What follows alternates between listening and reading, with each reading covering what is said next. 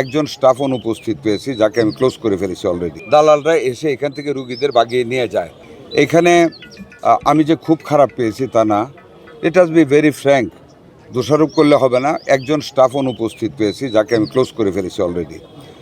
ক্লোজটা করতাম না, কিন্তু মিথ্যার আশ্রয় নিয়েছে, না এসেও বলেছে যে আসছে।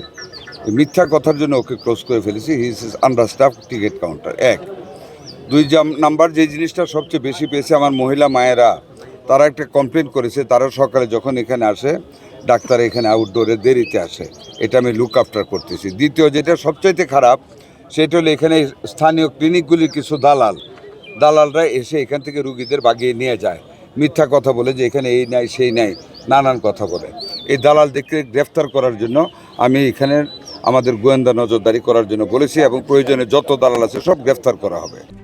RICL TMX, যুগের পর যুগ স্থাপনা থাকে মজবুত। চতুর্থত, হাসপাতালের ভিতরে অনেক ময়লা আবর্জনা, অস্বাস্থ্যকর পরিবেশ পেয়েছি। ডিসি মহোদয় এখানে আছেন, এবং আমি তত্ত্বাবধায়ককে বলেছি আজকের ভিতরে নোটিশ করবে, আগামীকালের ভিতরে স্পট টেন্ডার করে অকশন দিয়ে সমস্ত মালামাল এখান থেকে সরিয়ে এটা একটা ক্লিন পরিবেশ করবে। বাথরুমের অবস্থা খুব ভালো না, একটা বাথরুম কাজ করতেছে পেয়েছি, বাকিগুলি কাজ করবে। খাবারের ঘরে গিয়েছি, খাবার আমি মুখে নিজে চেটে দেখেছি, খাবারের অবস্থাটা ভালো, চাইলটাও ভালো।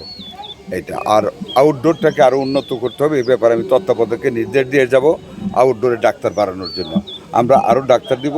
আর একটা বিল্ডিং পিছনে আছে যেটা অব্যবহৃত, এই বিল্ডিংটা ডিসমেন্টেল করার জন্য, ভেঙে ফেলার জন্য আমি পূর্তের ইঞ্জিনিয়ারকে বলেছি আজকে চিঠি পাঠাতে, আমরা কালকে পাঠিয়ে দেবো এটা ভেঙে জায়গাটা সারতে। একটা কথা আপনাদেরকে বলি, একটা শিশু হাসপাতাল এখানে বিল্ডিং পড়ে আছে, আলহামদুলিল্লাহ দোয়া করবেন, দেখতে আসছি।